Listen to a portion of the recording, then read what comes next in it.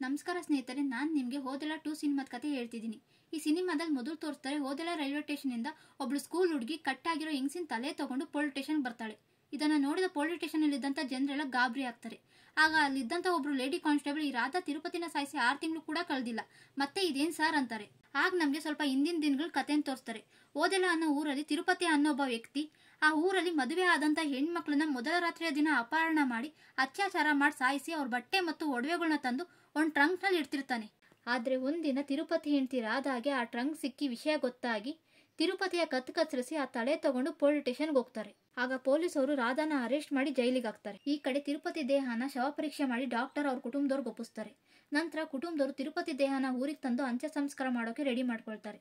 ಆದರೆ ಆ ಊರಿಂದ ಅಂತ್ಯ ಸಂಸ್ಕಾರಕ್ಕೆ ಯಾರೊಬ್ರು ಜನ ಹೋಗೋದಿಲ್ಲ, ಯಾಕಂದ್ರೆ ತಿರುಪತಿ ಒಬ್ಬ ಕೆಟ್ಟ ವ್ಯಕ್ತಿ ಆಗಿರ್ತಾನೆ. ಅದಕ್ಕೆ ಇನ್ನೊಂದ್ ಕಡೆ ಊರಿನ ಮುಖ್ಯಸ್ಥರಿಗೆಲ್ಲ ವಿಷಯ ಗೊತ್ತಾಗಿ ಎಲ್ಲ ಒಂದ್ ಕಡೆ ಸೇರಿ ಈ ತಿರುಪತಿ ನಮ್ಮ ಊರಿನ ಹೆಣ್ಮಕ್ಳಿಗೆ ತುಂಬಾ ಹಿಂಸೆ ಕೊಟ್ಟು ಸಾಯಿಸಿದ್ದಾನೆ. ಅವನು ಇಷ್ಟು ಬೇಗ ಸತ್ತು ಅವನ ಆತ್ಮಕ್ಕೆ ಮುಕ್ತಿ ಸಿಕ್ಬಿಟ್ರೆ ಹೆಂಗೆ, ಅವನಿಗೆ ಮುಕ್ತಿ ಸಿಗ್ಬಾರ್ದು, ಅದಕ್ಕೋಸ್ಕರ ನಾವು ಅವನ ದೇಹಕ್ಕೆ ಸಮಾಧಿ ಶಿಕ್ಷೆ ಕೊಡೋಣ ಅಂತ ಎಲ್ಲ ಮಾತಾಡ್ಕೊಳ್ತಾರೆ. ಈ ಸಮಾಧಿ ಶಿಕ್ಷೆ ಏನಪ್ಪಾ ಅಂದ್ರೆ, ಅವನ ದೇಹಕ್ಕೆ ಅಂತ್ಯ ಸಂಸ್ಕಾರ ಮಾಡದೆ ಅವನ ದೇಹನ ಸಮಾಧಿಲಿ ನಿಲ್ಸಿ ಅವನ ದೇಹದ ಮೇಲೆ ಕಪ್ಕೊಳ್ಳಿ ರಕ್ತನ ಸುರಿದು ಊರ್ ಜನರ ಹುಗುರು, ಕಾಲಲ್ಲಿ ತುಳಿದಿರೋ ಮಣ್ಣು ಮತ್ತು ಅವ್ರ ಬಟ್ಟೆಯ ತುಂಡು ಕಪ್ಪು ಹೇಳು ಇದನ್ನೆಲ್ಲ ಕಪ್ಪಬಟ್ಟೆಯಲ್ಲಿ ಕಟ್ಟಿ ತಿರುಪತಿ ದೇಹದ ಜೊತೆ ಮಣ್ಣಲ್ಲಿ ಮುಚ್ಚಿ ಸಮಾಧಿ ಮಾಡಿದ್ರೆ ಅದು ಸಮಾಧಿ ಶಿಕ್ಷೆ ಆಗುತ್ತೆ. ಆಗ ತಿರುಪತಿ ಆತ್ಮಕ್ಕೆ ಮುಕ್ತಿ ಸಿಗದೆ ಅವನ ಆತ್ಮ ಚೇಡ್ಪಡಿಸ್ತಾ ನರಕ ಅನುಭವಿಸ್ತಾ ಆ ಸಮಾಧಿಲೇ ಇರುತ್ತೆ ಅಂತ ಊರ್ ಜನ ಎಲ್ಲ ಸೇರಿ ಅವನ ದೇಹಕ್ಕೆ ಸಮಾಧಿ ಶಿಕ್ಷೆ ಕೊಡ್ತಿರ್ಬೇಕಾದ್ರೆ ಆಗ ತಿರುಪತಿ ಆತ್ಮ, ನನ್ನ ಹೆಂಡತಿ ನನ್ನ ಸಾಯಿಸಿ ಶಿಕ್ಷೆ ಕೊಟ್ಟಿದ್ದಾಳೆ, ಸತ್ತಿರೋ ಶವಕ್ಕೆ ಮತ್ತೆ ನೀವ್ ಯಾಕೆ ಶಿಕ್ಷೆ ಕೊಡ್ತಿದ್ದೀರಾ, ಈ ರೀತಿ ಮಾಡಬೇಡಿ ಅಂತ ಕೇಳ್ಕೊತಿರುತ್ತೆ. ಆದ್ರೆ ಈ ಮಾತು ಊರಿನ ಜನರಿಗೆ ಯಾರಿಗೂ ಕೇಳಿಸ್ತಿರಲ್ಲ. ಕೊನೆಗೂ ತಿರುಪತಿ ದೇಹಕ್ಕೆ ಸಮಾಧಿ ಶಿಕ್ಷೆಯನ್ನ ಕೊಟ್ಬಿಡ್ತಾರೆ. ಆಗ ತಿರುಪತಿಯ ಆತ್ಮ, ನೀವೆಲ್ಲ ತುಂಬಾ ದೊಡ್ಡ ತಪ್ಪು ಮಾಡ್ಬಿಡ್ರಿ, ನಿಮ್ನ ಯಾರನ್ನೂ ಬಿಡಲ್ಲ, ಈ ಊರಿನ ಪ್ರತಿ ಮನೆಯಲ್ಲೂ ರಕ್ತ ಹರಿಸ್ತೀನಿ, ನೋವು ಅಂದ್ರೆ ಏನು ಅಂತ ನಿಮ್ಗೆ ಗೊತ್ತಾಗೋ ಹಾಗೆ ಮಾಡಿ ಈ ಊರ್ನೇ ನಾಶ ಮಾಡ್ತೀನಿ ಅಂತ ಪ್ರತಿಜ್ಞೆ ಮಾಡ್ತಾನೆ. ಇದೆಲ್ಲ ನಡೆದು 6 ತಿಂಗಳ ನಂತರ ಊರಲ್ಲಿ ಮೊದಲನೇ ಶುಭ ಕಾರ್ಯವಾಗಿ ಒಂದು ಮದುವೆ ನಡೀತಿರುತ್ತೆ. ಊರವರೆಲ್ಲ ತಿರುಪತಿಯ ಕಾಟ ಇಲ್ಲ ಅಂತ ಖುಷಿಯಾಗಿ ಆ ಮದುವೆ ಕಾರ್ಯಕ್ರಮದಲ್ಲಿ ಭಾಗಿಯಾಗಿರ್ತಾರೆ. ಅವತ್ ರಾತ್ರಿ ಮದುವೆ ಆದಂತ ಹುಡುಗ ಹುಡುಗಿಗೆ ಆಶೀರ್ವಾದ ಮಾಡೋಕೆ ಆ ಊರಿನ ಅರ್ಚಕರು ಹೋಗ್ತಿರ್ತಾರೆ. ಅದೇ ದಾರಿಲಿ ತಿರುಪತಿಯ ಸಮಾಧಿ ಇರುತ್ತೆ. ಅದೇ ಸಮಾಧಿ ಪಕ್ಕ 4 ಜನ ಕೂತು ಎಣ್ಣೆ ಕುಡಿತಿರ್ತಾರೆ. ಅದ್ರಲ್ಲೊಬ್ಬ ಈಗ ತಾನೇ ಮದುವೆ ಆದಂತ ಹುಡುಗಿನ ಪ್ರೀತಿಸ್ತಿರ್ತಾನೆ. ಅಲ್ಲೇ ಆಶೀರ್ವಾದ ಮಾಡೋಕೆ ಹೋಗ್ತಿದ್ದಂತ ಅರ್ಚಕರನ್ನ ಕರೆದು ಬನ್ನಿ ಎಣ್ಣೆ ಕುಡಿಯೋಣ ಅಂತ ಕರೆದು ಕೂರ್ಸ್ಕೊಂಡು ಮಾತಾಡ್ತಾ ಕೂತಿರ್ಬೇಕಾದ್ರೆ, ಈಗ ತಾನೇ ಮದುವೆ ಆದಂತ ಹುಡುಗಿನ ಪ್ರೀತಿಸ್ತಿರೋ ಹುಡುಗ, ನಾನು ಅವಳನ್ನ ಮದುವೆ ಮಾಡ್ಕೋಬೇಕು ಅಂತಿದ್ದೆ, ಆದ್ರೆ ಅವಳು ಬೇರೆಯವನ್ನ ಮದುವೆ ಆದ್ಲು, ಆದ್ರೆ ನಾನು ಅವಳನ್ನ ಬಿಡಲ್ಲ, ಅಪಹರಣ ಮಾಡಿ ಅತ್ಯಾಚಾರ ಮಾಡಿ ಸತ್ತಿರೋ ತಿರುಪತಿ ಆತ್ಮ ಬಂದು ಇದೆಲ್ಲ ಮಾಡಿದೆ ಅಂತ ಜನರನ್ನ ನಂಬಿಸ್ತೀನಿ ಅಂತಿರ್ತಾನೆ. ಆಗ ಅರ್ಚಕರಿಗೆ ಸಿಟ್ಟು ಬಂದು ಇಂಥ ಕೆಟ್ಟ ಕೆಲಸ ಎಲ್ಲ ಮಾಡಬಾರ್ದು ಅಂತ ಬೈದು ಅಲ್ಲಿಂದ ಹೊರಟೋಗ್ತಾರೆ. ಅವ್ರು ಸ್ವಲ್ಪ ಕುಡ್ದಿದ್ರಿಂದ ಒಂದಕ್ಕೆ ಹೋಗ್ಬೇಕು ಅಂತ ಅನ್ಸಿ ಅಲ್ಲೇ ಇದ್ದ ತಿರುಪತಿ ಸಮಾಧಿ ಹತ್ರ ಬಂದು ಒಂದಕ್ಕೆ ಹೋಗ್ತಾರೆ. ಆಗ ಸಮಾಧಿಲಿದ್ದಂತ ತಿರುಪತಿ ಆತ್ಮ, ನೀನು ಬದುಕಿರುವಾಗ್ಲೇ ನಿನ್ಗೆ ಸಮಾಧಿ ಶಿಕ್ಷೆ ಅಂದ್ರೆ ಏನು ಅಂತ ತೋರಿಸ್ತೀನಿ ಅಂತ ಕೂಗ್ತಿರುತ್ತೆ. ಒಂದ ಮಾಡಿ ಹೋಗುವಾಗ ಅರ್ಚಕರ ಕಾಲಿಗೆ ಮುಳ್ಚುಚ್ಚಿ ಕಾಲಿಂದ ರಕ್ತ ಬಂದು ಅದು ಸಮಾಧಿ ಮೇಲೆ ಬಿದ್ದು ಸೀದಾ ತಿರುಪತಿಯ ಅಸ್ಥಿಪಂಜರದ ಮೇಲೂ ಬೀಳುತ್ತೆ.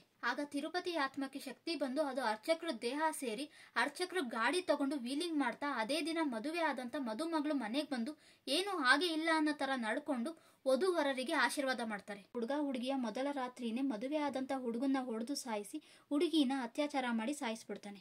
ಪೊಲೀಸರು ಬಂದು ಅರ್ಚಕರನ್ನ ಅರೆಸ್ಟ್ ಮಾಡ್ತಾರೆ. ಅಷ್ಟರಲ್ಲಾಗ್ಲೇ ಅರ್ಚಕರ ದೇಹದಲ್ಲಿದ್ದಂತ ತಿರುಪತಿ ಆತ್ಮ ಹೊರಟೋಗಿರುತ್ತೆ. ಅರ್ಚಕರಿಗೆ ಹೊಡೆದು ವಿಚಾರಣೆ ಮಾಡಿದಾಗ ನಂಗೇನು ಗೊತ್ತಿಲ್ಲ ಅಂತಾನೆ ಹೇಳ್ತಿರ್ತಾರೆ. ಆಗ ಅರ್ಚಕರಿಗೆ ನಿನ್ನೆ ಕುಡಿತಿರ್ಬೇಕಾದ್ರೆ ಆ ಹುಡುಗರು ಹೇಳಿದ ಮಾತು ನೆನಪಾಗಿ ಆ ವಿಷಯನ ಪೊಲೀಸರಿಗೆ ಹೇಳ್ತಾರೆ. ಆಗ ಪೊಲೀಸರು ಆ ಹುಡುಗರನ್ನ ಕರ್ಕೊಂಡ್ಬಂದು ಹೊಡೆದು ವಿಚಾರಣೆ ಮಾಡಿದಾಗ ಆ ಹುಡುಗರು ನಾವೇನು ಮಾಡಿಲ್ಲ, ನಮ್ಗೇನು ಗೊತ್ತಿಲ್ಲ ಅಂತ ಹೇಳ್ತಾರೆ. ಆದ್ರೂ ಪೊಲೀಸರು ಅವ್ರನ್ನ ಬಿಡಲ್ಲ. ಇನ್ನೊಂದ್ ಕಡೆ ಅದೇ ಊರಲ್ಲಿ ಅಲ್ಲಾ ಬಕ್ಷು ಅನ್ನೋ ಮುಸ್ಲಿಂ ವ್ಯಕ್ತಿ ಇರ್ತಾರೆ. ಅವ್ರ ಕೆಲಸ ದೆವ್ವ ಭೂತಗಳನ್ನ ಬಿಡಿಸೋದು. ಅದೇ ಊರಲ್ಲಿ ಒಂದು ಹುಡುಗಿಗೆ ದೆವ್ವ ಹಿಡಿದಿರುತ್ತೆ. ಅದನ್ನ ಕಪ್ಪು ಕೋಳಿಯಿಂದ ದೃಷ್ಟಿ ತೆಗೆದು ಇವತ್ ರಾತ್ರಿನೇ ಇದನ್ನ ಊರಾಚೆ ಬಿಟ್ಬಿಡಿ ಅಂತ ಅಲ್ಲಾ ಬಕ್ಷು ಅವರು ಆ ಹುಡುಗಿ ತಂದೆ ತಾಯಿಗೆ ಹೇಳ್ತಾರೆ. ಅವತ್ ರಾತ್ರಿನೇ ಕೋಳಿನ ಬಿಟ್ಟು ಬಂದ ತಕ್ಷಣ ತಿರುಪತಿ ಆತ್ಮ ಆ ಕೋಳಿನ ತಿಂತಿರುತ್ತೆ. ಆ ದೃಶ್ಯನ ಆ ಊರಿನ ವೆಂಕಟೇಶ್ ಅನ್ನೋ ವ್ಯಕ್ತಿ ನೋಡಿ ಬೆಳಿಗ್ಗೆ ಬಂದು ಅಲ್ಲಾ ಬಕ್ಷಿಗೆ ಹೇಳ್ತಾರೆ.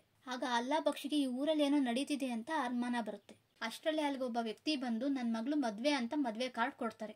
ಆಗ ಅಲ್ಲಾ ಬಕ್ಷು ಊರಲ್ಲಿ ಏನೇನೋ ನಡೀತಿದೆ, ಇಂಥ ಟೈಮ್ನಲ್ಲಿ ಮದುವೆನಾ ಅಂತಾರೆ. ಆಗ ಆ ವ್ಯಕ್ತಿ ಒಳ್ಳೆ ಸಂಬಂಧ ಬಂದಿದೆ, ಮದುವೆ ಮಾಡ್ಬಿಡಿದೆ ಅಂತ ಅಲ್ಲಿಂದ ಹೊರಟೋಗ್ತಾರೆ. ಸ್ವಲ್ಪ ದಿನದಲ್ಲೇ ಮದ್ವೆ ದಿನಾನು ಬಂದು ಮದ್ವೆನೂ ಚೆನ್ನಾಗಿ ನಡೀತಿರುತ್ತೆ. ಆಗ ಮುಯ್ ಕೊಡಕ್ಕೆ ಅಂತ ಆ ಊರಿನ ಹಳೆ ಸರ್ಪಂಚ್ ಬಂದು 116 ರೂಪಾಯಿ ಮುಯ್ ಕೊಡ್ತಾರೆ. ಇದನ್ನ ಮೈಕ್ ನಲ್ಲಿ ಅನೌನ್ಸ್ ಮಾಡಿ ಅವ್ರಿಗೆ ತುಂಬಾ ಅವಮಾನ ಆಗೋ ಹಾಗೆ ನಡ್ಕೊಳ್ತಾರೆ. ಆಗ ಹಳೆ ಸರ್ಪಂಚ್, ನೀನ್ ನನ್ನ ಮಗಳು ಮದ್ವೆಗೆ ಬಂದಾಗ 116 ರೂಪಾಯಿ ಕೊಟ್ಟಿದ್ದೆ, ನಾನು ಅದನ್ನೇ ಕೊಟ್ಟಿದ್ದೀನಿ ಅಂತಾರೆ. ಇವರಿಬ್ರಿಗೂ ಮಾತಿಗೆ ಮಾತು ಬೆಳೆದು ಹಳೆ ಗಲಾಟೆ ಸ್ಟಾರ್ಟ್ ಆಗಿ ಮದುವೆಗೆ ಬಂದಂತ ಹಳೆ ಸರ್ಪಂಚ್ ಮದುವೆ ಹುಡುಗಿಗೆ ಆಶೀರ್ವಾದ ಮಾಡೋದ್ ಬಿಟ್ಟು ಶಾಪ ಹಾಕಿ ಅಲ್ಲಿಂದ ಹೊರಟೋಗ್ತಾರೆ. ಆದ್ರೆ ದಾರಿಲಿ ಹೋಗ್ಬೇಕಾದ್ರೆ ಹಳೆ ಸರ್ಪಂಚ್ಗೂ ಒಂದಕ್ಕೆ ಅರ್ಜೆಂಟ್ ಆಗಿ ಅವನು ಕೂಡ ತಿರುಪತಿ ಸಮಾಧಿ ಹತ್ರನೇ ಹೋಗ್ತಾನೆ. ಅವ್ರ ಕಾಲ್ಗೂ ಮುಳ್ಳು ಚುಚ್ಚಿ ರಕ್ತ ಬಂದು ಅದು ಸಮಾಧಿ ಮೇಲೆ ಬಿದ್ದು ತಿರುಪತಿಯ ಅಸ್ಥಿ ಪಂಜರದ ಮೇಲೂ ಬೀಳುತ್ತೆ. ಆಗ ತಿರುಪತಿ ಆತ್ಮಕ್ಕೆ ಶಕ್ತಿ ಬಂದು ಹಳೆ ಸರ್ಪಂಚ್ ದೇಹ ಸೇರಿ ಅವರು ಕೂಡ ಟ್ರ್ಯಾಕ್ಟರ್ ಮೇಲೆ ಕೂತು ವೀಲಿಂಗ್ ಮಾಡ್ತಾ ಅವತ್ತಿನ ದಿವಸ ಮದುವೆ ಆದಂತ ಹುಡುಗಿ ಮನೆಗೆ ಬರ್ತಾರೆ. ಆದ್ರೆ ಅಲ್ಲಿ ಮದುವೆ ಆದ ಹುಡುಗ ಇರಲ್ಲ. ಇವ್ರು ಮೊದಲನೇ ರಾತ್ರಿನ ತೋಟದಲ್ಲಿ ಅರೇಂಜ್ ಮಾಡಿರ್ತಾರೆ. ಆ ವಿಷಯ ಗೊತ್ತಾಗಿ ಸರ್ಪಂಚ್ ಮೇಲಿದ್ದಂತ ತಿರುಪತಿ ಆತ್ಮ ಸೀದಾ ಟ್ರ್ಯಾಕ್ಟರ್ ತಗೊಂಡು ತೋಟಕ್ಕೆ ಬಂದು ಮದುಮಗನ್ನ ಹೊಡೆದು ಮದುವೆ ಆದಂತ ಹುಡುಗಿನ ಅತ್ಯಾಚಾರ ಮಾಡಕ್ ಹೋಗ್ತಾನೆ. ಆಗ ಆ ಹುಡುಗಿ, ಅಂಕಲ್, ನಾನು ನಿಮ್ಮ ಮಗಳು ತರ ಯಾಕೆ ಈ ತರ ನಡ್ಕೊಳ್ತಿದ್ದೀರಾ ಅಂತಾಳೆ. ಆದ್ರೂ ಕೂಡ ಸರ್ಪಂಚ್ ಮೇಲಿದ್ದಂತ ತಿರುಪತಿ ಆತ್ಮ ಅವಳನ್ನ ಅತ್ಯಾಚಾರ ಮಾಡಿ ಸಾಯಿಸಿ ಹೊಲಕ್ಕೆ ಬೆಂಕಿ ಹಾಕ್ಬಿಡ್ತಾನೆ. ಈ ವಿಷಯ ಪೊಲೀಸ್ ಅವ್ರಿಗೆ ಮತ್ತು ಊರ್ ಜನಗಳಿಗೆ ಹುಡುಗಿ ತಂದೆ ತಾಯಿಗೂ ಗೊತ್ತಾಗಿ ಎಲ್ಲ ಅಲ್ಲಿಗೆ ಬರ್ತಾರೆ. ಅಲ್ಲಿನ ಪರಿಸ್ಥಿತಿ ನೋಡಿ ಶಾಕ್ ಆಗಿ ಪೊಲೀಸರು ತನಿಖೆ ಮಾಡಕ್ ಶುರು ಮಾಡ್ತಾರೆ. ಅಷ್ಟರಲ್ಲಾಗ್ಲೇ ಆಗ್ತಾನೆ ಸತ್ತಂತ ಹುಡುಗಿ ತಂದೆ ಮತ್ತು ಊರ್ ಜನ ಎಲ್ಲಾ ಸೇರಿ ಹಳೆ ಸರ್ಪಂಚು ಮತ್ತೆ ಅರ್ಚಕರನ್ನ ಕರ್ಕೊಂಡ್ಬಂದು ಹರಳಿ ಮರಕ್ಕೆ ಕಟ್ಟ ಹಾಕಿ ಚೆನ್ನಾಗಿ ಹೊಡಿತಿರ್ತಾರೆ. ಆದ್ರೆ ಅವರಿಬ್ರು ದೇಹದ ಮೇಲೂ ತಿರುಪತಿ ಆತ್ಮ ಇರಲ್ಲ. ಆಗ ಅವರಿಬ್ರು ನಮ್ಗೇನು ಗೊತ್ತಿಲ್ಲ, ನಾವೇನು ಮಾಡಿಲ್ಲ, ನಮ್ಮನ್ನ ಬಿಟ್ಬಿಡಿ ಅಂತ ಕೇಳ್ಕೊತಿರ್ತಾರೆ. ಆದ್ರೆ ಯಾರು ಅವ್ರ ಮಾತನ್ನ ಕೇಳೋದಿಲ್ಲ. ಆಗ ಅರ್ಚಕರು ನಾವೇನು ಮಾಡಿಲ್ಲ ಅಂತ ಅಂದ್ರೂ ನೀವು ಕೇಳ್ತಿಲ್ಲ, ನಮ್ಗೆ ಏನಾಗಿದ್ಯೋ ನಮಗ್ ಗೊತ್ತಿಲ್ಲ, ನಿಮ್ಗೆ ಹೇಳೋ ಬದಲು ನಾವೇ ಸಾಯೋದು ಒಳ್ಳೇದು ಅಂತ ಉಸಿರು ಕಟ್ಟಿ ಅವರೇ ಸಾಯಕ್ ಹೋಗ್ತಾರೆ. ಅಷ್ಟರಲ್ಲಿ ಅಲ್ಲಿಗೆ ಅಲ್ಲಾ ಬಕ್ಷಿ ಬಂದು ಅವ್ರನ್ನ ನೀವ್ ಸಾಯಿಸಿಲ್ಲ, ಇದೆಲ್ಲ ಮಾಡಿರೋದು ತಿರುಪತಿ ಆತ್ಮ, ನೀವೆಲ್ಲ ಅವನ ದೇಹಕ್ಕೆ ಸಮಾಧಿ ಶಿಕ್ಷೆ ಕೊಡ್ಬೇಕು ಅಂತ ನಿಮ್ ಊರ್ಗೆ ನೀವೇ ಆಪತ್ತು ತಂದ್ಕೊಂಡಿದ್ದೀರಾ ಅಂತಾರೆ. ಅಷ್ಟರಲ್ಲಿ ಅಲ್ಲಿಗೆ ಸೀನಿಯರ್ ಪೊಲೀಸ್ ಅಧಿಕಾರಿಗಳು ಬಂದು ದೆವ್ವದ ಹೆಸರು ಹೇಳ್ಕೊಂಡು ಅವರಿಬ್ರನ್ನ ಕಾಪಾಡಬೇಕು ಅಂದ್ಕೊಂತಿದ್ದೀಯಾ ಅಂತ ಅಲ್ಲಾ ಬಕ್ಷಿಗೆ ಬೈದು ಅವರಿಬ್ರ ಜೊತೆಗೆ ಇವನು ಅರೆಸ್ಟ್ ಮಾಡಿ ಅಂತಾರೆ. ಆಗ ಊರಿನ ಜನರೆಲ್ಲ ಅಲ್ಲಾ ಬಕ್ಷ ಸುಮ್ನೆ ಏನು ಹೇಳಲ್ಲ, ಈ ಊರಿನ ಒಳ್ಳೇದಕ್ಕೆ ಅವ್ರು ಹೇಳ್ತಿರೋದು ತಿರುಪತಿ ಆತ್ಮ ಇದೆ ಅಂತಾರೆ. ಆಗ ಸೀನಿಯರ್ ಪೊಲೀಸ್ ಅಧಿಕಾರಿ, ಇದು 2025ನೇ ಇಸ್ವಿ, ದೆವ್ವಭೂತ ಅಂದ್ರೆ ಯಾರಾದ್ರೂ ನಂಬ್ತಾರಾ? ಇವತ್ ರಾತ್ರಿ ಅದೇ ಸಮಾಧಿ ಹತ್ರ ಇರ್ತೀನಿ ಅಂತ ತಿರುಪತಿ ಸಮಾಧಿ ಹತ್ರ ಟೆಂಟ್ ಹಾಕಿ ಪೊಲೀಸ್ ಅಧಿಕಾರಿಗಳನ್ನ ಕಳಿಸಿ ಅವ್ರೊಬ್ರೇ ಸಮಾಧಿ ಹತ್ರ ಇದ್ದು ಬಿಡ್ತಾರೆ. ಅವತ್ ರಾತ್ರಿ ತಿರುಪತಿ ಆತ್ಮ ಸೈಕಲ್ ಮೇಲೆ ಬಂದು ಆ ಪೊಲೀಸ್ ಅಧಿಕಾರಿನ ರೋಡ್ ಎಲ್ಲ ದರ ಅಂತ ಹೇಳ್ಕೊಂಡೋಗಿ ಸಾಯಿಸ್ಬಿಡುತ್ತೆ. ಆಗ ಆ ಊರಿನ ಜನರಿಗೆಲ್ಲ ಗೊತ್ತಾಗುತ್ತೆ ಈ ಊರಲ್ಲಿ ನಡೀತಿರೋದಕ್ಕೆ ಕಾರಣ ತಿರುಪತಿಯ ಆತ್ಮ ಅಂತ. ರಾತ್ರಿ ಎಲ್ಲ ತಿರುಪತಿಯ ಆತ್ಮ ಅವನ ಸೈಕಲ್ನ ತಗೊಂಡು ಊರೆಲ್ಲ ಸುತ್ತುತ್ತಿರುತ್ತೆ. ಇದನ್ನೆಲ್ಲ ನೋಡಿ ಊರಿನ ಜನ ಗಾಬರಿಯಾಗಿ ಭಯಪಟ್ಟು ತಿರುಪತಿನ ಸಾಯಿಸಿ ಜೈಲಿಗೆ ಹೋದಂತ ತಿರುಪತಿ ಹೆಂಡತಿ ರಾಧಾನ ಭೇಟಿಯಾಗಿ ಊರಲ್ಲಿ ನಡೀತಿರೋದ್ರ ಬಗ್ಗೆ ರಾಧಾಗ್ ಹೇಳ್ತಾರೆ. ಆಗ ರಾಧಾ, ನಾನು ಊರಿಗೆ ಒಳ್ಳೇದಾಗ್ಲಿ ಅಂತ ಅವನ್ನ ಸಾಯಿಸಿ ಜೈಲಿಗೆ ಬಂದ್ರೆ ನೀವು ಅವನಿಗೆ ಸಮಾಧಿ ಶಿಕ್ಷೆ ಕೊಟ್ಟು ಊರ್ ಜನರಿಗೆಲ್ಲ ತೊಂದರೆ ಆಗೋ ಹಾಗೆ ಮಾಡಿದಿರಲ್ಲ ಅಂತಾರೆ. ಆಗ ಊರಿನ ಜನರೆಲ್ಲ ನಾವು ಮಾಡಿದ ತಪ್ಪಾಯ್ತು, ಅವತ್ತು ನೀನೇ ಪರಿಹಾರ ಮಾಡಿದೆ, ಇವತ್ತು ಸಹ ನೀನೇ ಪರಿಹಾರ ಹೇಳು ಅಂತಾರೆ. ಆಗ ರಾಧಾ ಯೋಚನೆ ಮಾಡಿ, ಇದಕ್ಕೇನಾದ್ರೂ ಪರಿಹಾರ ಸಿಗ್ಬೇಕು ಅಂದ್ರೆ ನನ್ನ ಅಕ್ಕ ಭೈರವಿಯಿಂದ ಮಾತ್ರ ಸಾಧ್ಯ ಅಂತಾರೆ. ಭೈರವಿ ಅವರು ಚಿಕ್ಕ ವಯಸ್ಸಿನಲ್ಲೇ ನಾಗಸಾಧು ಆಗ್ಬೇಕು ಅಂತ ಮನೆ ಬಿಟ್ಟೋಗಿ ಸನ್ಯಾಸಿಯಾಗಿ ಸಾಧುಗಳ ಜೊತೆ ಸೇರಿ ಹಿಮಾಲಯದಲ್ಲಿ ಜಪತಪಗಳನ್ನ ಮಾಡಿ ಶಿವನಾಮನೆ ತನ್ನ ಉಸಿರಾಗಿ ಮಾಡಿಕೊಂಡು ನಾಗಸಾಧು ಆಗಿ ಜ್ಯೋತಿರ್ಲಿಂಗಗಳನ್ನ ದರ್ಶನ ಮಾಡ್ತಿದ್ದಾರೆ ಅಂತ ಕೇಳಿದ್ದೆ. ಅಷ್ಟೇ ಅಲ್ಲದೆ ವರ್ಷಕ್ಕೊಂದ್ಸಾರಿ ನಮ್ಮೂರಿನ ಆಚೆ ಇರೋ ಬೆಟ್ಟದ ಮೇಲಿರೋ ಶಿವನ ದೇವಸ್ಥಾನಕ್ಕೆ ಬರ್ತಾರೆ, ಆಗ ನೀವು ಅವ್ರನ್ನ ಭೇಟಿಯಾಗಿ ಸಹಾಯ ಕೇಳಿ ಅಂತಾರೆ. ಆಗ ಊರಿನ ಜನರೆಲ್ಲ ಆ ಬೆಟ್ಟದ ಮೇಲಿರೋ ದೇವಸ್ಥಾನಕ್ಕೆ ಹೋಗ್ತಿರೋ ದಾರಿಯಲ್ಲಿ ಸ್ವಲ್ಪ ಜನ ಕಳ್ಳರು ಹಸುಗಳನ್ನ ಟೆಂಪೋದಲ್ಲಿ ಕತ್ಕೊಂಡು ಹೋಗ್ತಿರ್ತಾರೆ. ಆದ್ರೆ ಒಂದ್ ಕರು ಆ ಟೆಂಪೋ ಇಂದನೇ ಹೋಗ್ತಿರುತ್ತೆ, ಯಾಕಂದ್ರೆ ಆ ಕರುವಿನ ಅಮ್ಮ ಆ ಟೆಂಪೋದಲ್ಲಿ ಇರುತ್ತೆ ಅದಕ್ಕೆ. ಆಗ ಕಳ್ಳರು ಕರು ಟೆಂಪೋ ಹಿಂದೆ ಬರ್ತಿರೋದನ್ನ ನೋಡಿ ಅವ್ರು ಕುಡ್ದಿದಂತ ಬಾಟ್ಲಿಗಳನ್ನ ರೋಡ್ಗೆ ಎಸಿತಾರೆ. ಆದ್ರೂ ಕರು ತನ್ನ ಅಮ್ಮಂಗೋಸ್ಕರ ಟೆಂಪೋ ಹಿಂದೆನೆ ಬರ್ತಿರುತ್ತೆ. ಟೆಂಪೋದಲ್ಲಿ ಇದ್ದಂತ ಹಸು ಕೂಡ ತನ್ನ ಮಗು ಓಡ್ ಬರ್ತಿರೋದನ್ನ ನೋಡಿ ಅದು ಕೂಡ ಟೆಂಪೋ ಇಂದ ಹಿಡಿದು ತನ್ನ ಮಗು ಹತ್ರ ಓಡಕ್ ಶುರು ಮಾಡುತ್ತೆ. ಆಗ ಕಳ್ಳರು ಹಸುಗಳನ್ನ ಮನ್ಸ್ ಬಂದಂಗ್ ಹೊಡೆದು ಹಿಂಸೆ ಕೊಡ್ತಿರ್ತಾರೆ. ಆಗ ಇದನ್ನ ನೋಡಿದ ಊರಿನ ಜನರು ಈ ಹಸುಗಳನ್ನ ಮತ್ತೆ ಕರುಗಳನ್ನ ಯಾರಾದ್ರೂ ಕಾಪಾಡ್ಲಿ ಅಂತ ಶಿವನ ಬೇಡ್ಕೊಳ್ತಿರ್ತಾರೆ. ಆಗ ಶಿವನ್ ಜಪ ಮಾಡೋ ನಾಗಸಾಧು ಆದ ಭೈರವಿ ಅವ್ರು ಅಲ್ಲಿ ಬಂದು ಹಸುಗಳನ್ನ ಹೊಡಿತಿದ್ದಂತ ಕಳ್ಳರಿಗೆ ಬುದ್ಧಿ ಹೇಳ್ತಾರೆ. ಆದ್ರೆ ಅವರು ಕೇಳಲ್ಲ. ಆಗ ಅವ್ರನ್ನೆಲ್ಲ ಹೊಡೆದು ಹಸುಗಳನ್ನ ಕಾಪಾಡ್ತಾರೆ. ಆಗ ಓದೆಲ್ಲ ಊರಿನವ್ರಿಗೂ ಗೊತ್ತಾಗುತ್ತೆ ಇವರೇ ಭೈರವಿ ಅಂತ. ಅವ್ರ ಹತ್ರ ಹೋಗಿ ತಮ್ಮ ಊರಿನಲ್ಲಿ ನಡೀತಿರೋ ಘಟನೆಗಳ ಬಗ್ಗೆ ಹೇಳಿ ನಮ್ಮೂರಿಗೆ ಬಂದು ಸಹಾಯ ಮಾಡಿ ಅಂತಾರೆ. ಏನೇ ಹೇಳಿದ್ರು ಭೈರವಿ ಅವರು ಊರ್ಗ್ ಹೋಗಕ್ ಒಪ್ಪಲ್ಲ. ಆಗ ಓದೆಲ್ಲ ಊರಿನ ಜನರು ನಮ್ಮೂರಲ್ಲಿ ದೇವಸ್ಥಾನನೂ ತೆಗಿಯೋಕ್ ಆಗ್ತಿಲ್ಲ, ಪೂಜೆನೂ ನಡೀತಿಲ್ಲ ಅಂದಾಗ ಭೈರವಿ ಅವ್ರ ಮನ್ಸ್ ಕರ್ಗಿ ಓದೆಲ್ಲ ಊರ್ಗ್ ಹೋಗಕ್ ಒಪ್ಕೊಳ್ತಾರೆ. ಕಡೆಗೂ ಭೈರವಿ ಅವರು ಜನರನ್ನ ಕಾಪಾಡ್ಬೇಕು ಅಂತ ಊರಿಗೆ ಬರ್ತಾರೆ. ತಾನಿದ್ದಂತ ಹಳೆ ಮನೆಗೆ ಬಂದು ತನ್ನ ಅಜ್ಜಿ ಹೇಳ್ದಂತ ಮಾತುಗಳನ್ನ ನೆನಪಿಸ್ಕೊಂಡು ದೇವರಿಗೆ ದೀಪ ಹಚ್ಚಿ ಪೂಜೆ ಮಾಡಿ ಆ ಮನೇಲಿದ್ದಂತ ಹುತ್ತದಿಂದ ಬಂದಂತ ಹಾವಿಗೆ ಕೈ ಮುಗಿದು ತಿರುಪತಿಯ ಸಮಾಧಿ ಹತ್ರ ಬರ್ತಾರೆ. ಸಮಾಧಿಲಿ ಆತ್ಮ ಇರೋದು ಗೊತ್ತಾಗಿ ಅದಕ್ಕೆ ದಿಗ್ಬಂಧನ ಮಾಡಬೇಕು ಅಂತ ತನ್ನ ಹತ್ರ ಇದ್ದಂತ ಚಿಕ್ಕ ತ್ರಿಶೂಲನ ತಗೊಂಡು ಮಂತ್ರ ಪಠಿಸಿ ಆ ತ್ರಿಶೂಲನ ಸಮಾಧಿ ಮೇಲೆ ಚುಚ್ಚಿ ಸಮಾಧಿಲಿರೋ ಆತ್ಮ ಅಲ್ಲಾಡ್ದಂಗ್ ಮಾಡ್ತಾರೆ.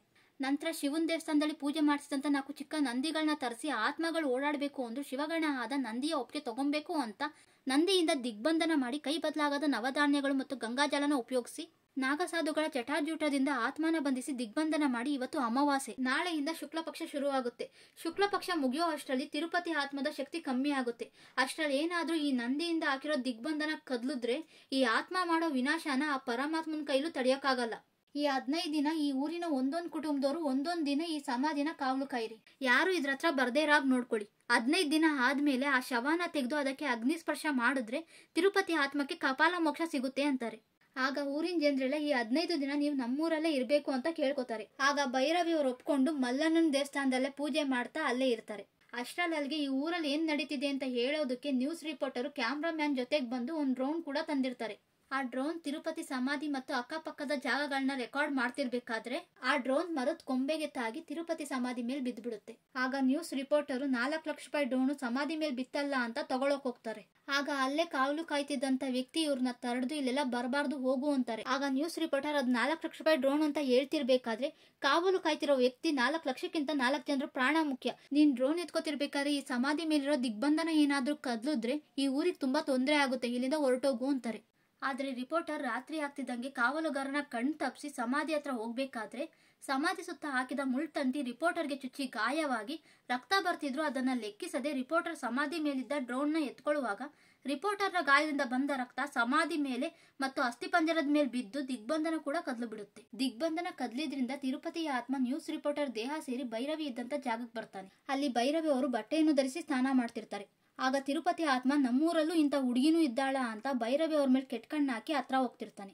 ಅಷ್ಟರಲ್ಲೇ ಭೈರವಿ ಅವರು ನಾಗಸಾಧು ಆಗಿರೋದ್ರಿಂದ ಅವ್ರ ನೆರಳೆ ಒಂದು ದೊಡ್ಡ ಹಾವಾಗಿ ಬಂದು ತಿರುಪತಿನ ಭೈರವಿ ಹತ್ರ ಹೋಗದೆ ಇರೋ ಹಾಗೆ ತಡೆದು ಅವನ್ನ ಸಮಾಧಿ ಹತ್ರ ತಳ್ಳುತ್ತೆ.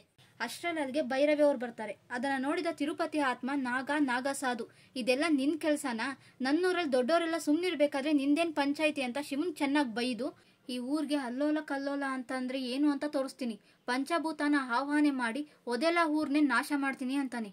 ಆಗ ಭೈರವಿ ಅವರು ನಾನು ಇಲ್ಲಿರೋವರೆಗೂ ಒದೆಲ್ಲ ಊರ್ನ ನೀನೇನು ಮಾಡೋಕ್ಕಾಗಲ್ಲ, ಕಪಾಲ ಮೋಕ್ಷ ಆಗೋವರೆಗೂ ನೀನು ಆ ಸಮಾಧಿಯಿಂದ ಆಚೆ ಬಂದ್ರೆ ನಿನ್ನ ಆತ್ಮನ ನಾಶ ಮಾಡ್ತೀನಿ ಅಂತ ಬೆದರಿಕೆ ಹಾಕ್ತಾರೆ. ಆಗ ತಿರುಪತಿ ಆತ್ಮ ಕೂಡ ಆತ್ಮನ ಪರಮಾತ್ಮನ ನೋಡ್ಕೊಳ್ಳೋಣ ಅಂತ ಅಲ್ಲಿಂದ ಹೊರಟೋಗ್ತಾನೆ. ಇದೆಲ್ಲ ಆಗಿ 15 ದಿನ ಆದ್ಮೇಲೆ ತಿರುಪತಿ ಹೆಂಡತಿ ರಾಧಾ ಜೈಲಿಂದ ವಾಪಸ್ ಬರ್ತಾರೆ. ಊರ್ ಜನರೆಲ್ಲ ಸೇರಿ ಊರಬ್ಬ ಮಾಡೋಣ ಅಂತ ಮಾತಾಡ್ತಿರ್ಬೇಕಾದ್ರೆ ತಿರುಪತಿ ಆತ್ಮ ವಾಪಸ್ ಬಂದ್ಬಿಡುತ್ತೆ. ಭೈರವಿ ಮತ್ತೆ ಊರ್ ಜನರೆಲ್ಲ ಮತ್ತೆ ತಿರುಪತಿ ಸಮಾಧಿ ಹತ್ರ ಬರ್ತಾರೆ. ಈ ಹಿಂದೆ ಕಳೆದ 15 ದಿನದಲ್ಲೇ ರಿಪೋರ್ಟರ್ ದೇಹ ಸೇರಿದ ತಿರುಪತಿ ಆತ್ಮ ಶುದ್ರ ಶಕ್ತಿ ಮತ್ತು ತಾಂತ್ರಿಕ ವಿದ್ಯೆಗಳನ್ನ ಕಲಿತು ಪಂಚಭೂತಗಳ ಶಕ್ತಿಯನ್ನ ಇವನು ಅಧೀನದಲ್ಲಿ ಇಟ್ಕೊಂಡಿರ್ತಾನೆ. ಬೆಂಕಿ, ನೀರು, ವಾಯು, ಆಕಾಶ, ಭೂಮಿ ಎಲ್ಲಾದ್ರಲ್ಲೂ ಅವನೇ ಕಾಣ್ತಾ ನೀನ್ ನನ್ನ ಬಂದಿ ಮಾಡ್ಬೇಕು ಅಂತಿದ್ದಲ್ಲ, ಈಗ ನಾನೇ ಹೋದೆಲ್ಲ ಊರ್ನ ಬಂದಿ ಮಾಡ್ತಿದ್ದೀನಿ ಅಂತ ಊರ್ ಸುತ್ತ ಗೆರೆ ಹಾಕಿ ಈ ಗೆರೆನ ಮನುಷ್ಯ, ಪ್ರಾಣಿ, ಪಕ್ಷಿ ಯಾರೇ ದಾಟಿದ್ರು ಸಾಯ್ತಾರೆ ಅಂತ ಹೇಳ್ತಿರ್ತಾನೆ. ಅದೇ ರೀತಿ ಆ ಗೆರೆನ ಯಾರೇ ದಾಟಿದ್ರು ಸಾಯ್ತಿರ್ತಾರೆ. ಇದನ್ನ ನೋಡಿ ಭೈರವಿ ಅವ್ರಿಗೆ ಏನ್ ಮಾಡ್ಬೇಕು ಅಂತಾನೆ ಗೊತ್ತಾಗ್ತಿರಲ್ಲ. ಭೈರವಿ ಅವರ ಗುರುಗಳು ತಮ್ಮ ತಪೋಶಕ್ತಿಯಿಂದ ಹೋದೆಲ್ಲ ಊರಿನಲ್ಲಿ ನಡೀತಿರೋದನ್ನ ತಿಳ್ಕೊಳ್ತಾ ಅವ್ರ ಶಿಷ್ಯರಿಗೆ ಭೈರವಿ ತನ್ನ ಸಂಯಮದಿಂದಾನೇ ಆ ಊರ್ನ ಕಾಪಾಡ್ತಾರೆ ಅಂತ ಹೇಳ್ತಾರೆ. ಊರ್ ಜನಗಳೆಲ್ಲ ಊರಿಂದ ಹೊರಗೋಗಕ್ಕಾಗದೆ ನೋವು ಅನುಭವಿಸ್ತಾ ತಮ್ಮ ಪಡಿಗೆ ತಾವ್ ಇದ್ಬಿಡ್ತಾರೆ. ಆದ್ರೆ ಅದೇ ಟೈಮ್ನಲ್ಲಿ ಊರಿನ ಒಂದು ಹುಡುಗಿಗೆ ಹುಷಾರ್ ತಪ್ಪಿಡುತ್ತೆ. ಊರಿಂದ ಆಚೆ ಆಸ್ಪತ್ರೆಗೆ ಕರ್ಕೊಂಡು ಹೋಗಕ್ಕಾಗದೆ ಭೈರವಿ ಅವ್ರ ಹತ್ರ ಕರ್ಕೊಂಡು ಬಂದು ನಿಮ್ಮ ಹತ್ರ ತುಂಬಾ ಶಕ್ತಿ ಇದೆ, ಅದರಿಂದ ನಮ್ಮ ಮಗಳನ್ನ ಕಾಪಾಡಿ ಅಂತ ಕೇಳ್ಕೊಳ್ತಾರೆ.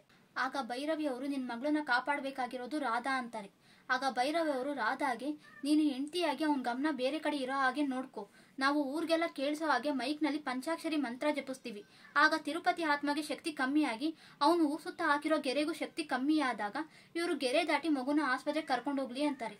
ರಾಧಾ ಕೂಡ ಭೈರವಿಯವರು ಹೇಳ್ದಂಗೆ ಮದುವೆ ಸೀರೆ ಉಟ್ಕೊಂಡು ತಿರುಪತಿ ಸಮಾಧಿ ಹತ್ರ ಹೋಗಿ ನಾನ್ ನಿನ್ನ ಸಾಯಿಸಬಾರ್ದಿತ್ತು, ನಂದೇ ತಪ್ಪು, ನೀನು ನನ್ನ ಸಾಯಿಸು ಅಂತ ತಿರುಪತಿಯ ಮನ್ಸ್ ಕರ್ಗೋ ಹಾಗೆ ಮಾತಾಡ್ತಿರ್ತಾರೆ. ಈ ಕಡೆ ಭೈರವಿಯವರು ಕೂಡ ಊರಿಗೆಲ್ಲ ಕೇಳಿಸೋ ಹಾಗೆ ಪಂಚಾಕ್ಷರಿ ಮಂತ್ರನ ಹೇಳ್ತಿರ್ತಾರೆ. ಅಷ್ಟರಲ್ಲಿ ಊರಲ್ಲಿ ಬಿರುಗಾಳಿ ಬರ್ತಿದೆ ಅಂತ ಕರೆಂಟ್ ತೆಗೆದ್ಬಿಡ್ತಾರೆ. ಆಗ ಮೈಕ್ನಲ್ಲಿ ಪಂಚಾಕ್ಷರಿ ಮಂತ್ರ ಕೇಳಿಸೋದು ನಿಂತೋಗಿ ತಿರುಪತಿಯ ಆತ್ಮಗೆ ಇವ್ರು ಮಾಡಿರೋ ಸಂಚು ಗೊತ್ತಾಗಿ ಸಮಾಧಿಯಿಂದ ಆಚೆ ಬಂದು ಗೆರೆ ದಾಟಿ ಆಸ್ಪತ್ರೆಗೆ ಹೋಗ್ಬೇಕು ಅನ್ಕೊಂಡಿದ್ದ ಆ ಹುಡುಗಿ ತಂದೆ ತಾಯಿ ಹತ್ರ ಬಂದು ನನಗೆ ಮೋಸ ಮಾಡ್ತೀರಾ ಅಂತ ಆ ಹುಡುಗಿ ದೇಹದಲ್ಲಿ ಸೇರ್ಕೊಂಡು ಆ ಹುಡುಗಿ ಮುಖಾಂತರ ನನ್ನ ಹೆಂಡತಿಯಾಗಿ ನನಗೆ ಮೋಸ ಮಾಡ್ತೀಯಾ ಅಂತ ರಾಧಾ ತಲೆಯನ್ನೇ ಕತ್ತರಿಸ್ಬಿಡ್ತಾನೆ. ಆ ತಲೆಯನ್ನ ತಗೊಂಡು ಆ ಹುಡುಗಿ ಪೊಲೀಸ್ ಸ್ಟೇಷನ್ಗೆ ಹೋಗ್ತಾಳೆ. ನಮ್ಗೆ ಸಿನಿಮಾದಲ್ಲಿ ಮೊದಲು ಇದೇ ದೃಶ್ಯನ ತೋರಿಸಿರ್ತಾರೆ. ಈ ಭೈರವಿ ಅವರು ಸತ್ತಿರೋ ತನ್ನ ತಂಗಿಯ ಅಂತ್ಯಕ್ರಿಯೆ ಮುಗಿಸಿ ತಿರುಪತಿ ಸಮಾಧಿ ಹತ್ರ ಬರ್ತಾರೆ. ಆಗ ತಿರುಪತಿ ಆತ್ಮ ನಗ್ತಾ ಶಿವ ಅಂತಿದ್ದಲ್ಲ, ನನ್ ಕಾಲ ಹತ್ರ ಯಾಕೆ ಬಂದೆ ಅಂತ ಕೇಳ್ತಾನೆ. ಆಗ ಭೈರವಿ ಅವರು ನಿನ್ ಕೋಪನ ಕಮ್ಮಿ ಮಾಡ್ಕೊಂಡು ಈ ಊರ್ಗೇನು ತೊಂದರೆ ಕೊಡದೆ ಇಲ್ಲಿರೋ ಜನಗಳನ್ನ ಸುಮ್ನೆ ಬಿಟ್ಬಿಡು, ಈ ಊರ್ನವ್ರು ಮಾಡಿದ್ದು ತಪ್ಪೆ, ಅದಕ್ಕೆ ನಾನ್ ಕ್ಷಮೆ ಕೇಳ್ತೀನಿ, ನಿನ್ ಕೋಪ ಕಮ್ಮಿ ಆಗ್ಬೇಕು ಅಂದ್ರೆ ಈ ಊರ್ನವ್ರು ಏನ್ ಮಾಡ್ಬೇಕು ಹೇಳು ಅಂತಾರೆ. ಆಗ ತಿರುಪತಿ ಆತ್ಮ ಊರವರೆಲ್ಲ ಮಾಡ್ಬೇಕಾಗಿರೋದು ನೀನು ಅಂತ, ನಿನ್ ಸನ್ಯಾಸತ್ವನ ಬಿಟ್ಟು ನಿನ್ನ ಕನ್ಯತ್ವನ ನನಗ್ ಕೊಟ್ಟು ನಿನ್ ಮೋಕ್ಷ ಮಾರ್ಗನ ಬಿಟ್ಬಿಡು, ನಾನ್ ಈ ಊರ್ಗೇನು ತೊಂದರೆ ಕೊಡದೆ ಬಿಟ್ಬಿಡ್ತೀನಿ, ಇದು ಈ ತಿರುಪತಿ ಕೊಡ್ತಿರೋ ಮಾತು ಅಂತಾನೆ. ಭೈರವಿ ಅವ್ರಿಗೆ ಈ ಮಾತನ್ನ ಕೇಳಿ ಮನ್ಸಿಗೆ ನೋವಾಗಿ ಕಣ್ಣಿಂದ ನೀರ್ ಬರುತ್ತೆ. ಆದ್ರೂ ಊರಿನ ಜನರಿಗೋಸ್ಕರ ಈ ತ್ಯಾಗ ಮಾಡ್ತೀನಿ ಅಂತ ಒಪ್ಕೊಳ್ತಾರೆ. ಆಗ ತಿರುಪತಿ ಆತ್ಮ ಹೋಗ್ ಮದುಮಗಳು ತರ ರೆಡಿ ಆಗು ಅಂತಾನೆ. ಇದನ್ನೆಲ್ಲ ನೋಡ್ತಿದ್ದಂತ ಊರಿನ ಜನಗಳಿಗೆ ದೇವ್ರ ಮೇಲಿರೋ ನಂಬಿಕೆನೇ ಹೊರಟೋಗುತ್ತೆ. ಭೈರವಿ ಅವರು ರೆಡಿಯಾಗಕ್ಕೆ ಹೋಗೋಕ್ಕೂ ಮುಂಚೆ ಅಲ್ಲಾ ಬುಕ್ಷ ಕಡೆ ನೋಡಿ ಕೈ ಸನ್ನೆ ಮಾಡ್ತಾ ನಮಃ ಶಿವಾಯ ಅಂತ ಹೇಳೋಗ್ತಾರೆ. ಆಗ ಅಲ್ಲಾ ಬಕ್ಷು ಅವರು ಕೈ ಸನ್ನೆ ಮಾಡಿ ನಮ ಶಿವಾಯ ಅಂತ ಯಾಕೆ ನನಗೆ ಹೇಳಿದ್ರು ಅಂತ ಯೋಚನೆ ಮಾಡ್ತಾ ಆ ಕೈ ಸನ್ನೆ ಅರ್ಥ ಮಾಡ್ಕೊಳ್ಳೋಕೆ ಪ್ರಯತ್ನ ಪಟ್ಟಾಗ ಗೊತ್ತಾಗುತ್ತೆ ತಿರುಪತಿಯ ದೇಹಕ್ಕೆ ಕಪಾಲ ಮೋಕ್ಷ ಮಾಡಿ ಆತ್ಮಕ್ಕೆ ಮೋಕ್ಷ ಕೊಡೋದು ಅಂತ. ಈ ಕಡೆ ಭೈರವಿ ಅವರು ಎಲ್ಲಾ ಭಾರನು ಶಿವನ್ ಮೇಲೆ ಹಾಕಿ ತಿರುಪತಿ ಹೇಳ್ದ ಹಾಗೆ ಮದುಮಗಳು ತರ ರೆಡಿ ಆಗಿರ್ತಾರೆ. ಅಷ್ಟೇ ತಿರುಪತಿ ಆತ್ಮ ವೆಂಕಟೇಶ್ ದೇಹ ಸೇರಿ ಅಲ್ಲಿಗೆ ಬರುತ್ತೆ. ಆದ್ರೆ ಭೈರವಿ ಅವರು ಓಂ ನಮ ಶಿವಾಯ ಅಂತಾನೆ ಜಪ ಮಾಡ್ತಿರ್ತಾರೆ. ಈ ಕಡೆ ಅಲ್ಲಾ ಬಕ್ಷು ಭೈರವಿ ಅವ್ರ ಕೈ ಸನ್ನೆನ ಅರ್ಥ ಮಾಡ್ಕೊಂಡು ತಿರುಪತಿ ಸಮಾಧಿನ ಅಗಿತಿರ್ತಾರೆ. ಈ ವಿಷಯ ತಿರುಪತಿ ಆತ್ಮಗೆ ಗೊತ್ತಾಗಿ ನೀನು ಅಲ್ಲಾ ಬಕ್ಷು ಊರ್ ಜನರೆಲ್ಲ ಸೇರ್ಕೊಂಡು ನೀವೆಲ್ಲ ಒಂದಾಗಿ ನನ್ಗೆ ಮೋಸ ಮಾಡ್ಬೇಕು ಅನ್ಕೊಂಡಿದೀರಾ ಅಂತ ಈ ಊರ್ ಜನಗಳ ಮುಂದೆನೆ ನಿನ್ನ ಅತ್ಯಾಚಾರ ಮಾಡ್ತೀನಿ ಅಂತ ಭೈರವಿ ಅವ್ರನ್ನ ಊರ್ ಜನಗಳ ಮುಂದೆ ಎಸ್ತು ಭೈರವಿ ಅವ್ರನ್ನ ಮುಟ್ಟಕ್ ಹೋಗ್ತಾನೆ. ಆದ್ರೆ ಭೈರವಿ ಅವರು ಶಿವನಾಮನ ಜಪ ಮಾಡ್ತಿರೋದ್ರಿಂದ ತಿರುಪತಿಗೆ ಭೈರವಿ ಅವ್ರನ್ನ ಮುಟ್ಟಕ್ಕಾಗಲ್ಲ. ಆಗ ತಿರುಪತಿಗೆ ಕೋಪ ಬಂದು ನೀನ್ ನನ್ ಜಪ ಮಾಡ್ಬೇಕು ಅಂತ ಅಲ್ಲೇ ಒಂದ್ ಮರದ ಕಟ್ಗೆ ಎತ್ಕೊಂಡು ಭೈರವಿ ಅವ್ರ ತಲೆಗೊಡ್ದು ಭೈರವಿ ಅವ್ರ ಕತ್ತಿ ಹಿಡಿದು ಮೇಲಿಂದ ಕೆಳಗೆ ಎಸ್ಬಿಡ್ತಾನೆ. ಆದ್ರೂ ಕೂಡ ಭೈರವಿ ಅವರು ಶಿವನಾಮ ಜಪನ ನಿಲ್ಸಲ್ಲ. ಆಗ ತಿರುಪತಿ ಇನ್ನೊಂದ್ ಮರದ ಕಟ್ಗೆ ಎತ್ಕೊಂಡು ಭೈರವಿ ಅವ್ರ ಹೊಟ್ಟೆಗೆ ಚುಚ್ಚಿಬಿಡ್ತಾನೆ. ಅದನ್ನ ನೋಡಿ ಜನರೆಲ್ಲ ನಮ್ಮಿಂದಾನೆ ಭೈರವಿ ಅವರು ಇಷ್ಟೊಂದು ನೋವು ಅನುಭವಿಸ್ತಿದಾರಲ್ಲ ಅಂತ ಜನ ನೊಂದ್ಕೊಳ್ತಿರ್ತಾರೆ. ಭೈರವಿ ಅವ್ರಿಗೆ ತಿರುಪತಿ ಎಷ್ಟೇ ನೋವು ಕೊಟ್ರು ಸಹಿಸ್ಕೊಳ್ತಿರ್ತಾರೆ. ಇನ್ನೊಂದ್ಸಾರಿ ಶಿವನಾಮನ ಜಪ ಮಾಡಿದ್ರೆ 110 ಕೋಟಿ ಸಲ ಜಪ ಪೂರ್ತಿಯಾಗಿ ಸಾಕ್ಷಾತ್ ಆ ಶಿವನ್ನೇ ದರ್ಶನ ಕೊಡ್ತಿದ್ದ. ಆದ್ರೆ ಅಷ್ಟರಲ್ಲೇ ಭೈರವಿ ಅವ್ರಿಗೆ ಪ್ರಜ್ಞೆ ತಪ್ಪೋಗುತ್ತೆ. ತಿರುಪತಿಯ ತಮ್ಮ ತಂಗಿ ಕೂಡ ಹೇಳ್ತಾರೆ ಭೈರವಿನ ಏನು ಮಾಡದೆ ಬಿಟ್ಬಿಡು ಅಂತ. ಆದ್ರೆ ತಿರುಪತಿ ತನ್ನ ಶಕ್ತಿಯಿಂದ ಅವ್ರನ್ನೂ ದೂರ ತಳ್ಳಿಬಿಡ್ತಾನೆ. ಇದನ್ನ ನೋಡಿದ ಊರಿನ ಜನರಿಗೆಲ್ಲ ಭಯವಾಗುತ್ತೆ. ಆದ್ರೆ ಅದ್ರಲ್ಲಿ ಒಬ್ಳು ಹುಡುಗಿ ಧೈರ್ಯದಿಂದ ಭೈರವಿ ಅವ್ರ ಹತ್ರ ಬಂದು ಎದ್ದೋಳಕ ಅಂತ ಅಂತಿರ್ತಾಳೆ.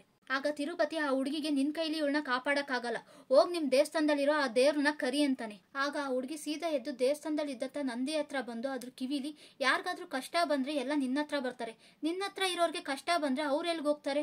ಭೈರವಿ ಅಕ್ಕ ನಮಗೋಸ್ಕರ ಬಂದಿದ್ರು, ಭೈರವಿ ಅಕ್ಕ ಸತ್ತೋದ್ರೆ ನಮ್ಗೇನು ಸತ್ತೋಗುತ್ತೆ. ನಮ್ಮಮ್ಮ ಹೇಳಿದ್ರು ಕಿವಿಲಿ ಹೇಳಿದ್ರೆ ಕೇಳ್ತೀಯಾ ಅಂತ, ನೀನಿದ್ರೆ ಬಂದ್ ನಮ್ ಭೈರವಿ ಅಕ್ಕನ ಕಾಪಾಡು, ಈಗ ಬಂದಿಲ್ಲ ಅಂದ್ರೆ ಇನ್ಯಾವತ್ತೂ ಬರ್ಬೇಡ ಅಂತಾಳೆ. ಆಗ ಕಲ್ಲಾಗಿ ಕೂತಂತ ನಂದಿ ನಿಜವಾದ ಬಸವ ಆಗಿ ಭೈರವಿ ಅವ್ರ ಹತ್ರ ಬಂದು ಭೈರವಿ ಅವ್ರಿಗೆ ಶಕ್ತಿಯನ್ನ ಕೊಡುತ್ತೆ. ಭೈರವಿ ಅವ್ರಿಗೆ ಪ್ರಜ್ಞೆ ಬಂದು ಎದ್ದೊಳ್ತಾರೆ. ಅದನ್ನ ನೋಡಿದ ತಿರುಪತಿ ಈ ಊರ್ನ ಕಾಪಾಡೋಕೆ ನೀನ್ ಬಂದ್ರು, ನಿನ್ನ ಕಾಪಾಡೋಕೆ ಆ ನಂದಿ ಬಂದ್ರು, ನಿನ್ ಕಣ್ ಮುಂದೆನೆ ಊರ್ ಜನಗಳ ಉಸಿರು ನಿಲ್ಲಿಸ್ತೀನಿ ಅಂತ ತಾಂತ್ರಿಕ ಮಂತ್ರಗಳನ್ನ ಹೇಳೋಕ್ ಶುರು ಮಾಡಿ ಪಂಚಭೂತನ ದಿಗ್ಬಂಧನ ಮಾಡಿ ಜನರನ್ನೆಲ್ಲ ಸಾಯೋ ಹಾಗೆ ಮಾಡ್ತಿರ್ತಾನೆ. ಅದನ್ನ ನೋಡಿದ ಭೈರವಿ ಅವರು ಇನ್ನೊಂದ್ಸರಿ ಹೇಳ್ಬೇಕಾಗಿರೋ ಓಂ ನಮ ಶಿವಾಯ ಮಂತ್ರ ಹೇಳಿ 110 ಕೋಟಿ ಸಲ ಹೇಳ್ಬೇಕಿದ್ದ ಮಂತ್ರನ ಪೂರ್ತಿ ಮಾಡ್ತಾರೆ. ಆಗ ಸಾಕ್ಷಾತ್ ಶಿವನೇ ಪ್ರತ್ಯಕ್ಷನಾಗಿ ಜನರನ್ನ ಕಾಪಾಡಿ ಭೈರವಿ ಅವ್ರಿಗೆ ತ್ರಿಶೂಲನ ಕೊಡುತ್ತೆ. ಭೈರವಿ ಅವ್ರಿಗೆ ಆ ತ್ರಿಶೂಲದಿಂದ ಶಕ್ತಿ ಬಂದು ಅದೇ ತ್ರಿಶೂಲದಿಂದ ತಿರುಪತಿಗೆ ಹೊಡೆದ ಕೂಡ್ಲೆ ತಿರುಪತಿಯ ಆತ್ಮ ವೆಂಕಟೇಶ್ ದೇಹ ಬಿಟ್ಟು ಕೆಂಡದ ಮೇಲೆ ಬಿದ್ದು ಸುಟ್ಟು ನಾಶ ಆಗುತ್ತೆ. ಅದೇ ಟೈಮ್ ನಲ್ಲಿ ತಿರುಪತಿ ಸಮಾಧಿ ಹತ್ರ ಅಲ್ಲಾ ಬಕ್ಷಿ ಅವರು ತಿರುಪತಿ ದೇಹನ ಹೊರಗೆ ತೆಗೆದು ಅದಕ್ಕೆ ಅಗ್ನಿಸ್ಪರ್ಶ ಮಾಡ್ತಾರೆ. ಇನ್ನೊಂದ್ ಕಡೆ ಹಿಮಾಲಯದಲ್ಲಿ ಇದ್ದಂತ ಭೈರವಿ ಅವರ ಗುರುಗಳು ಭೈರವಿಗೆ ಶಿವನ್ ದರ್ಶನ ಯಾಕಾಯ್ತು ಅಂದ್ರೆ 110 ಕೋಟಿ ಸಾರಿ ಶಿವನಾಮನ ಯಾರು ಜಪ ಮಾಡ್ತಾರೋ ಅಂತವ್ರಿಗೆ ಶಿವನ್ ದರ್ಶನ ಆಗುತ್ತೆ ಅಂತಾರೆ. ಆಗ ಗುರುಗಳ ಶಿಷ್ಯರು ನಿಮ್ಮಂತ ಕಠೋರ ಯೋಗಿಗಳು ಮಾಡಕ್ಕಾಗದೇ ಇರೋದನ್ನ ಈ ಚಿಕ್ಕ ವಯಸ್ಸಿನಲ್ಲೇ ಭೈರವಿ ಅವರು ಹೇಗ್ ಸಾಧಿಸಿದ್ರು ಅಂತ ಕೇಳ್ತಾರೆ. ಆಗ ಗುರುಗಳು ಇದು ಈ ಜನ್ಮದ ಪುಣ್ಯದಿಂದ ಮಾತ್ರ ಆಗಿಲ್ಲ, ಭೈರವಿ ಮತ್ತು ಅವ್ರ ಕುಟುಂಬದವರು ಹಿಂದಿನ ಜನ್ಮದಲ್ಲೂ ಶಿವಪೂಜೆ ಮಾಡಿ ಗಳಿಸಿದ ಪುಣ್ಯದ ಫಲ ಈ ಜನ್ಮದಲ್ಲಿ ಸಿಕ್ಕಿದೆ ಅಂತಾರೆ. ಕೊನೆಗೂ ಊರವ್ರಿಗೆ ತಿರುಪತಿ ಕಾಟದಿಂದ ಮುಕ್ತಿ ಸಿಕ್ಕಿರೋದಕ್ಕೆ ಜನರೆಲ್ಲ ಖುಷಿಯಾಗಿರ್ತಾರೆ. ಭೈರವಿ ಅವರು ಕೂಡ ಊರಿಂದ ಹೊರಟೋಗ್ತಾರೆ. ಆದ್ರೆ ಒಂದಿನ ತಿರುಪತಿ ಸೈಕಲ್ ಇದ್ದಕ್ಕಿದ್ದ ಹಾಗೆ ಊರೊಳಗೆ ಬರ್ತಿರುತ್ತೆ. ಈ ಸಿನಿಮಾದಲ್ಲಿ ಕೊನೆಯಲ್ಲಿ ತೋರಿಸ್ತಾರೆ ಓದೆಲ್ಲ ಪಾರ್ಟ್ 3 ಬರುತ್ತೆ ಅಂತ. ಇಲ್ಲಿಗೆ ನಾನು ಹೇಳ್ತಿದ್ದಂತ ಓದೆಲ್ಲ 2 ಸಿನಿಮಾದ ಕತೆ ಮುಗಿಯುತ್ತೆ. ನಮಸ್ಕಾರ.